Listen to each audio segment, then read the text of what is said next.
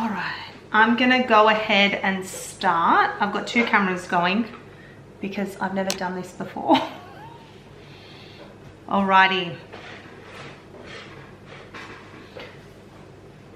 Okay, I thought I would jump on and do a bit of a live stream on how to meal plan, how I meal plan. There's like literally no rule book here. I think I'm going to record this and I'll put it up as a podcast episode. I will share the link everywhere. So in case anyone that's not watching it live, you are good. We can do this. Anyway, I'm going to start. So my name is Marilyn, as you all know.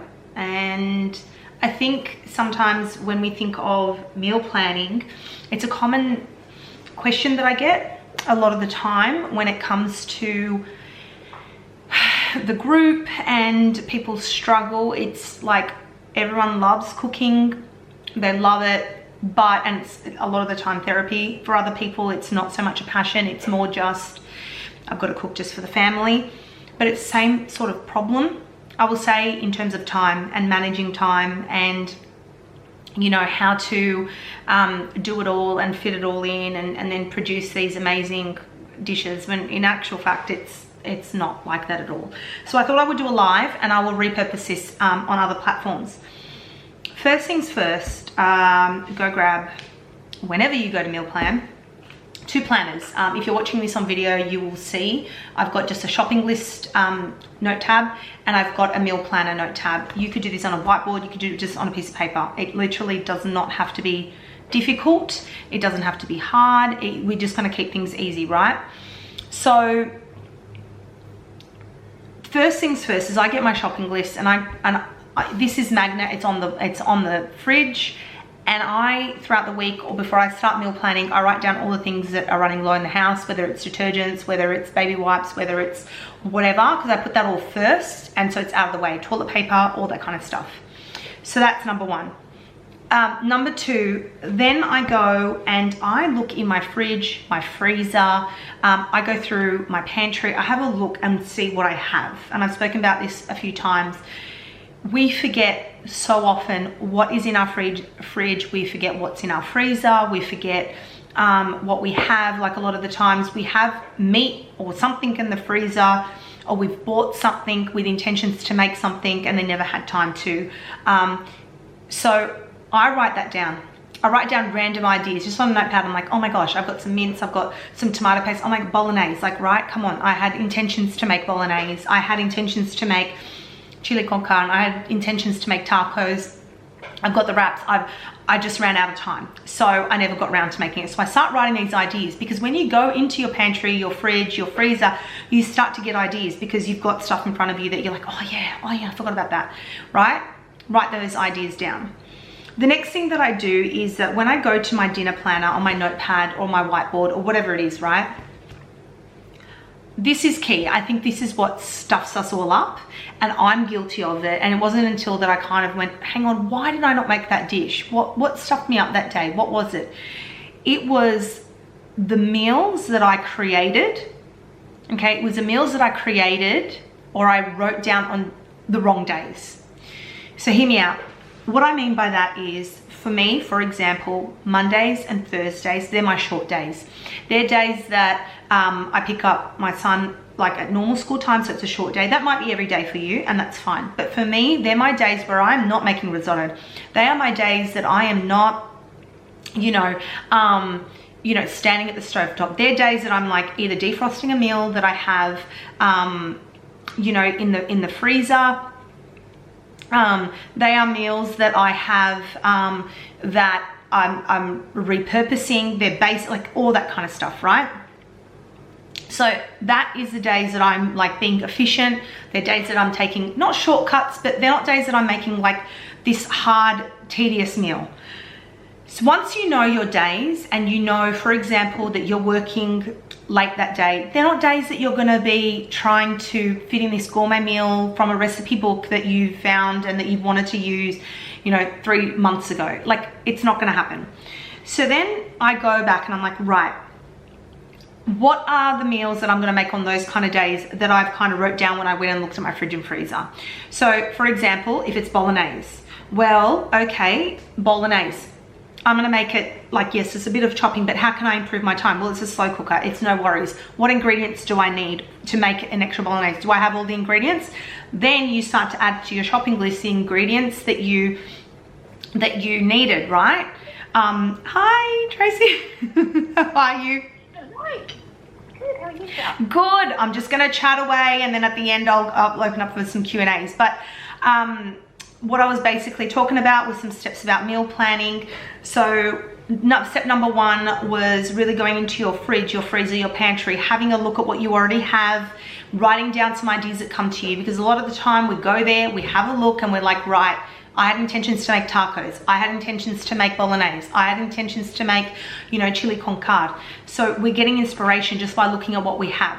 Number 2, it's then, this is the thing, like, I'll backtrack it, we stuff up all the time. I'm guilty of it, and it is not choosing appropriate meals for appropriate days according to our schedule. If I'm having a busy day with work and I'm running around in traffic, or I've got extracurricular activities that I've got to do, drop off, pick up, they're not days that I'm going to be choosing a risotto. They're not days that I'm going to be choosing, you know, to stand at the stove and take a lot of time. They're my one tray meals. They're my things that I'm going to defrost out of the freezer and repurpose into another meal. So once we write down the meals that we seeked inspiration from our pantry and fridge or whatever, a cookbook, and we allocate them to our days according to our schedule, it makes things so much easier. And then this is when we go into double batching and triple batching, because if I'm going to make a bolognese, there is no way in hell that I'm going to go to the trouble to just make one dinner that night. I am going to make double or triple batch. I'm going to, because I'm going to freeze it. I'm going to put that in the freezer, and then next week when I go back to meal planning on the same day and I go back to step 1, which is looking my fridge, looking my freezer, I'm going to see that sauce, and I'm going to factor in that sauce into one of my meals for the week ahead. And that is literally it. Using up things that I already have, number 1, especially if it's like fresh fruit, not fruit, but veggies. Well, you can use fruit in some salads, but the veggies, I'm not going to wait. If I've already got capsicum, I've already got some veggies that are like, I'm going to definitely incorporate that into a meal closer to the beginning of the week, using it up. Can I put it into a frittata? Can I make a stir fry with it? Can I double, triple batch it? Can I make more so that I have lunch for the next day? They're the kind of little tips that I do all the time. And I think that a lot of the time we just overthink it. And for me, when I started this, I think that the thing that stuffed me up a little bit was when I thought that I had to prep everything as well, when in actual fact, I don't wash all my fruit and veg ahead of time. I don't chop it all. I don't stand there and do all that stuff, because the most time consuming part is when we really are thinking about what to cook. If I know what I'm making the week ahead, I don't give a shit if I have to stand there for an extra 10 minutes that night and chop up a leek and some mushrooms. It's not going to kill me.